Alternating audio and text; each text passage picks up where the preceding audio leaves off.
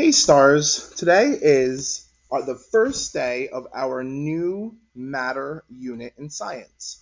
And to start it, we're going to read a book called What's the Matter in Mr. Whiskers Room. It's written by Michael Elson Ross and illustrated by Paul Mizell. One hot Monday in early September, Martin arrived at school with a bellyache, but when he walked into the classroom, he almost forgot all about it. Mr. Whiskers had a wild look in his eyes, the kind that said something fun was going to happen. There were science kits set up at tables and even outside in the schoolyard. Lots of kids had questions about the kits. But when Mr. Whiskers waved his silence wand, everyone quieted down.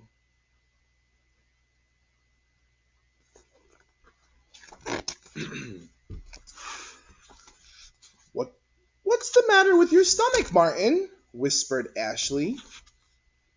Matter? Did I hear someone say matter? Mr. Whiskers asked. That's exactly what we are going to explore today. Matter is stuff, and I have lots of stuff for you to play with. All the kids wanted to see the stuff, but first Mr. Whiskers pointed out the rules for Explorer Time. When he took the horn, everyone scattered. Some kids looked at the kits in the classroom, and some checked out the science stations in the schoolyard. And as you can see, the rules are right there, and they say start to play when you hear the horn, share with other people, change groups whenever you wish or when it's too crowded, be gentle with things and people, have fun, help put everything away when I beat the drum. Water droppers. Martin, Corey, and Miguel dashed to a table set up with water droppers, leaves, bottle caps, and other things. Corey sucked up some water with a dropper and then squirted it out. Martin watched. What are you doing, Corey? He asked.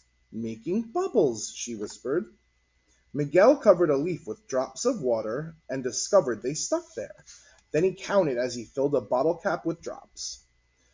Let's do something really fun, Corey announced. She pretended the dropper was a drippy nose.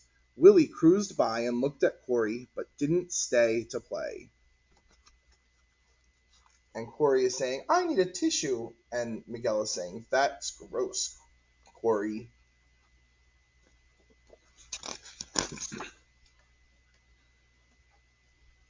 Miguel stuck drops to a pencil, a paperclip, his fingernail, and even to Mr. Whiskers' nose. Does water take up space? Mr. Whiskers asked. Water fills up my dropper, said Martin. Miguel replied, Drops can fill up a bottle cap. Look, bubbles take up space, Corey announced.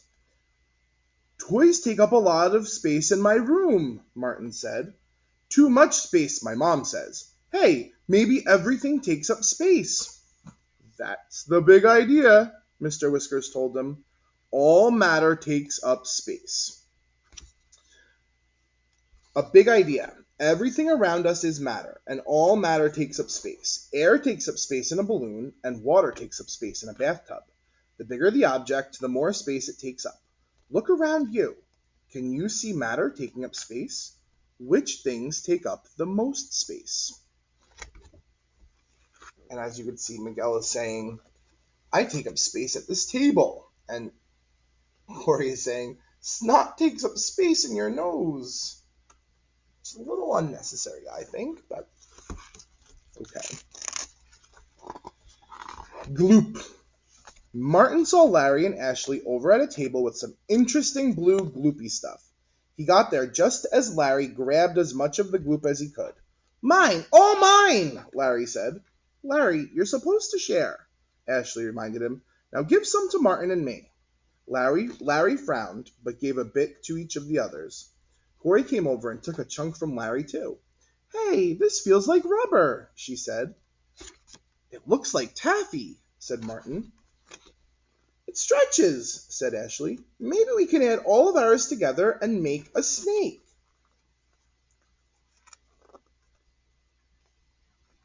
So as you can see, they made a snake. And Larry is saying, I wish the stretchy snake was mine.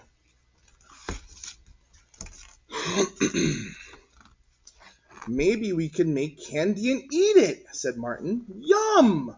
Martin, Mr. Whiskers called out just as Martin was about to taste some glue. Remember, we don't eat any matter during science class, no matter how good it looks. Ashley said, Look, Mr. Whiskers, it stretches. Mr. Whiskers said. What else did you discover about the gloop? Its bubbles make a loud pop, Corey cried out. Martin whined. It looks and smells good enough to eat. That's the big idea, said Mr. Whiskers. We can find out about matter by using our senses of touch, sight, hearing, and smell. We can also use our sense of taste, but not here, Martin. A big idea. We can find out about matter by using our senses. For example, a carrot is matter, and it has a particular taste, smell, color, and shape. Carrots even make a crunchy, snappy sound when you bite into them. We can sense other things too.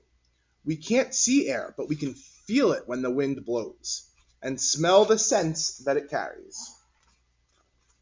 And Corey is over here saying, it's squishy and stretchy and bubbly. Oobleck. Hey, Pearl, what's that stuff? Called Corey as she sat down between Pearl and Miguel at another science station. They had green slimy stuff dripping from their fingers and squashed between their palms. It's Oobleck, and it changes from hard to soft and back again, Pearl said. It's like magic, Miguel said. It's hard when it's in the dish, but it's drippy when you pick it up. Martin and Lupita ambled over to the group. Corey pretended she was sick and cried out, I'm throwing up green gunk! It's kind of like glue. Maybe it would glue your mouth up, Martin said. Maybe I can glue my hands together, said Miguel. So the girl over here is saying, it's slimy like squished bananas. And someone else is saying, it's green and icky.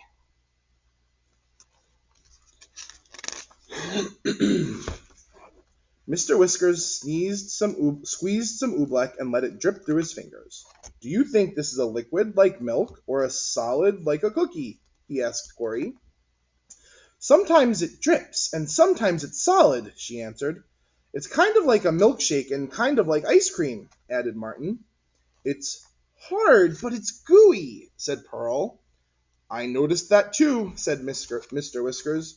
Matter can be a gas, a liquid, or a solid. The fun thing about Oobleck is that it changes from a solid to a liquid, then back again. A big idea. Matter can come in different forms. It can be a liquid, a solid, or a gas. Rocks, bones, and trees are solids. Water, lava, and blood are liquids. Helium, propane, and oxygen are gases. What forms of matter can you find around you? Can you locate any gases, liquids, or solids? So they're saying hard or soft, it's nice and gross. And I think that's Martin now saying, I'm getting hungry, because he seems to be so focused on food.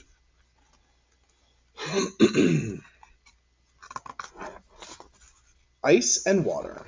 Corey wandered outdoors into the warm sunshine. She spied the blocks of ice that Mrs. Sanchez, the classroom aide, was placing on the blacktop for another science kit. Then Corey set to work inventing an ice-melting machine with mirrors and tinfoil.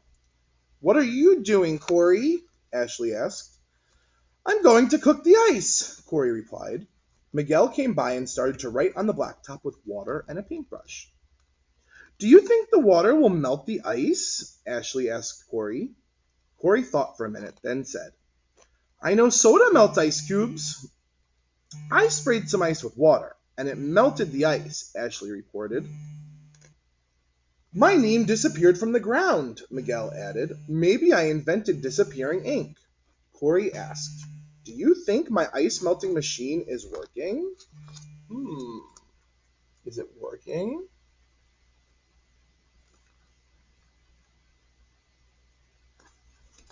Let's find out.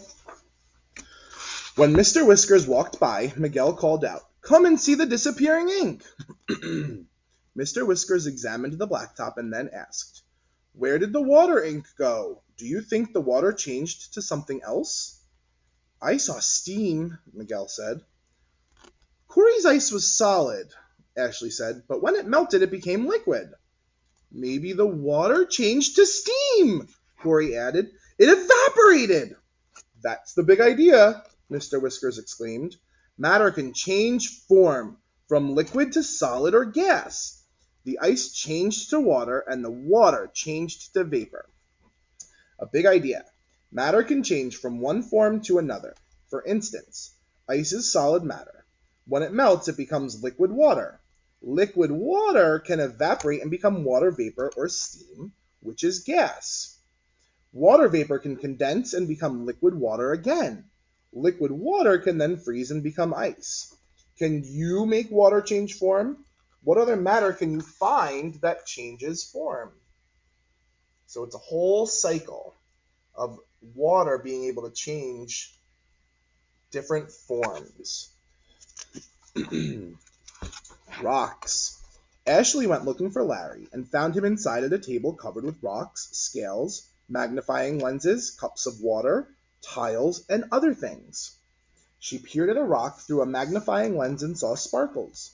Larry scraped one rock against another and rubbed his finger over the scratches that he had made. Then he made scratches on other rocks. Ashley put little rocks on one side of the scale. When she put a big rock on the other, it sank down.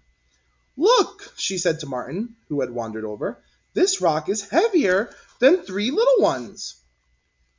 This one looks like a little pill, Martin said, and he almost swallowed it, but remembered what Mr. Whiskers had said. He dropped it in the water, and it changed color.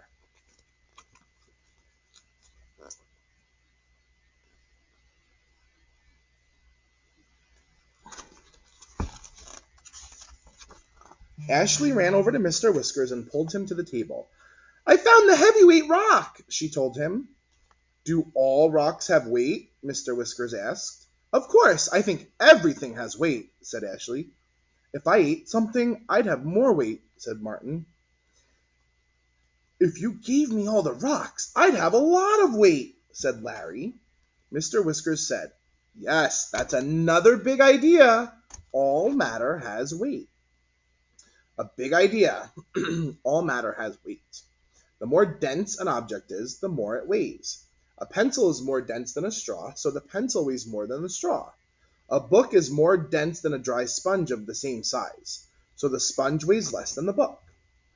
What things can you find that are really heavy? What can you find that's really light?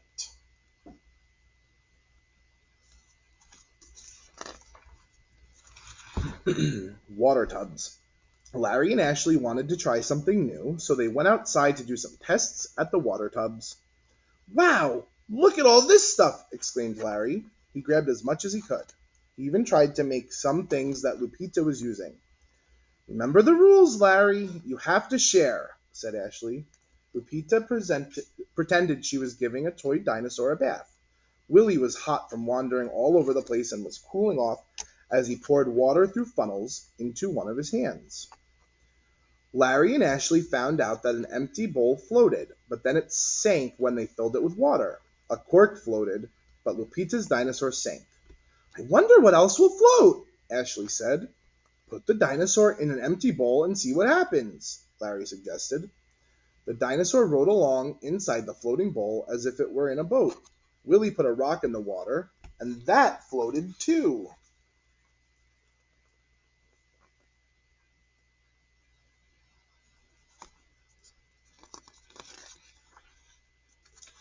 Mr. Whiskers cruised over to the water tubs. Look, this rock floats. It really does, Willie told him, but all the others sank. Wow, what else floats? Mr. Whiskers asked. Empty bowls float, replied Larry. Bowls full of water sink, added Ashley. Remember, the baby dinosaur sank, Lupita reminded them. I like to float sticks, said Ashley. So it looks like some matter sinks and some matter floats, said Mr. Whiskers. Guess what? That's another big idea. A big idea. Objects float in water if they are less dense than the water. A piece of pumice, like the kind of rock Willie found, has air holes in it. The air in the holes make the rock less dense than the water. Objects filled with air, like pumice or beach balls, are called buoyant because they float in water. There are even some liquids that are heavier than others. Try mixing oil and vinegar. See which floats to the top. Can you find something else that floats? Something that sinks?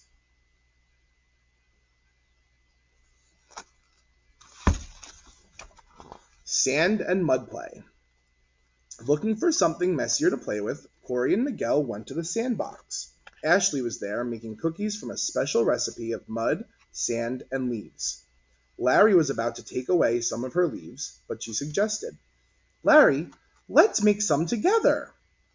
"Okay, let's make a giant cookie," said Larry. They mixed leaves and mud together and made a cookie, but when Larry poured water on it, it turned all mucky. Larry and Ashley got busy testing new recipes for dirt cookies. They added more dirt and more water, a little bit at a time. "Let's make a pretend volcano with dirt," Corey said to Miguel, "and then we can make some lava by filling the hole on top of the volcano with water." 1, 2, 3, 4, 5. Miguel counted the cups of water as he poured them into the hole. When the hole was full, a river of mud oozed downhill.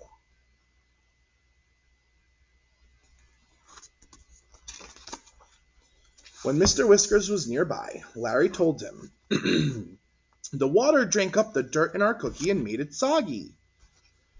"But when we put in some extra dirt and it drank up the water and made it more solid again," said Ashley. "Look!" And she rushed over to show Mr. Whiskers their cookie. But she tripped and it landed on his shoes. "Oops, sorry, Mr. Whiskers," apologized Ashley. "It's only cookie dough," said Mr. Whiskers as he washed it off with water. "Watch this, Mr. Whiskers," Miguel called out as he poured water into the volcano to make more lava. It looks like the water dissolves the dirt when it makes your lava," observed Mr. Whiskers. "Yeah," replied Miguel. "It sucks it up and carries it away." "Wow," said Mr. Whiskers. "It seems like some matter dissolves other matter." What do you know? That's another big idea. A big idea. Some matter dissolves other matter. Sugar mixes with water to make sugar water. Salt mixes with water to make salt water. Sand doesn't dissolve in water but sinks to the bottom. Dirt will dissolve in water, but after a while it will also sink. Only the tiniest particles of dirt will stay in the water, giving it a dirty color. When a substance dissolves in water, the new substance is called a solution. Can you make some solutions with water and other matter?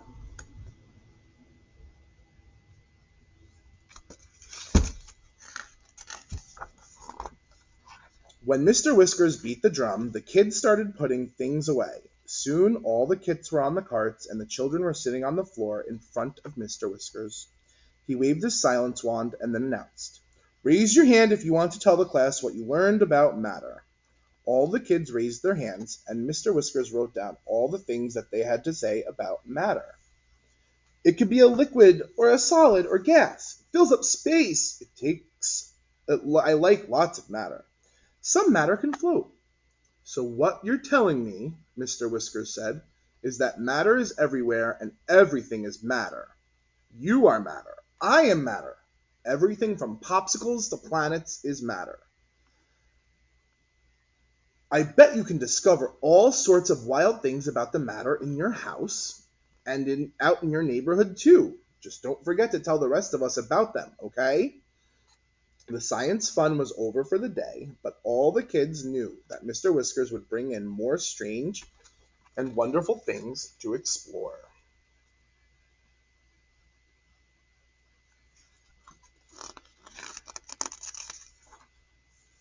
And that is the end of What's the Matter in Mr. Whiskers' Room.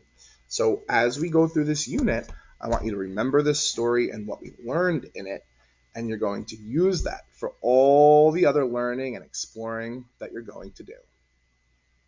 Bye, stars.